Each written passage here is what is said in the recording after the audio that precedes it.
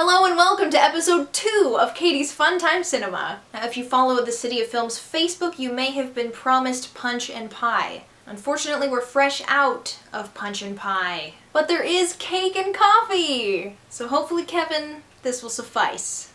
I'm gonna eat this. This looks awesome. So this is where the fun time in the name comes from.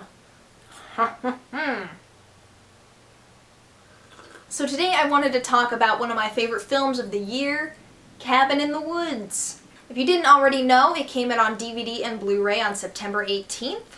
I actually saw it 3 times in the theater. I watched it 3 times in a span of like 4 weeks. It just was increasingly more excellent, and I would have gone even more, but then my theater got rid of it. The tagline is, "You think you know the story," and that is accurate. It starts out as your cliche, bunch of kids go off to the cabin in the woods. But there's another layer here. It's really quite innovative in the way that it tells you the story. To call Cabin in the Woods a parody would degrade it. It's a celebration of the horror genre. It takes elements from all different types of horror, every monster you could possibly think of, and it pays homage to classic cliches, but it doesn't fall into the cliches itself. It kind of turns the whole thing on its head. It gives you something completely new and fresh that you've never seen before. I mean, it doesn't really fall into anyone's genre. Like, it's a horror movie, it's a comedy, it's a thriller, it's a mystery, it's all the things. In classic horror, the monster is just a senseless killer. Once that poor girl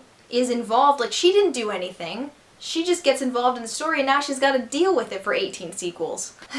It's unfortunate. All her friends are gonna die. But Cabin in the Woods is special because it gives us a reason.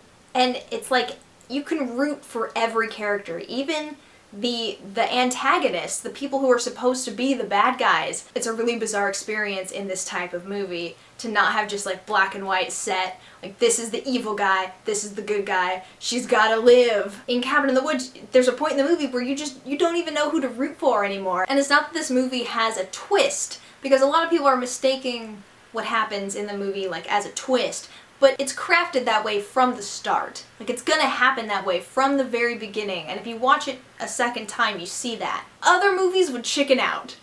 Other movies would not have gone as far as Cabin in the Woods did. But that's why I love the ending so much, because they go all the way. And the crazy thing is, there are actually certain scenes in the movie that are more stressful and more like, oh god, the second time. That's just good writing. Like, that's crazy that you can watch a suspenseful movie and like scenes that did not really affect you before that you're just like, ooh, what's gonna happen? The second time you see, you're like, oh no, because you know what it means. So here's something funny. I found this at the store, Cabin in the Woods, the official movie novelization. It's a book based on the movie. I was unaware this was a thing. I'm just astounded at how thick it is. The movie isn't that long. I would love to read the actual script to this movie, but this is gonna be fun. Something I recently found out that I did not know is that this project was shelved after filming for like 4 years until Lionsgate picked it up. Thank you, Lionsgate. You just pick up all the little movies nobody wants, and just, there you go, world. You can have that. Thanks to them, I have Kick-Ass, I have Cabin in the Woods. My life is better. It came! It finally came! It's got all the monsters in there. Whoa. That's so cool. I can't wait to watch all the special features! Don't read the Latin, and don't mess with unicorns. Goodbye. This is really good cake. Really good. Katie's Fun Time. Katie's Fun Time.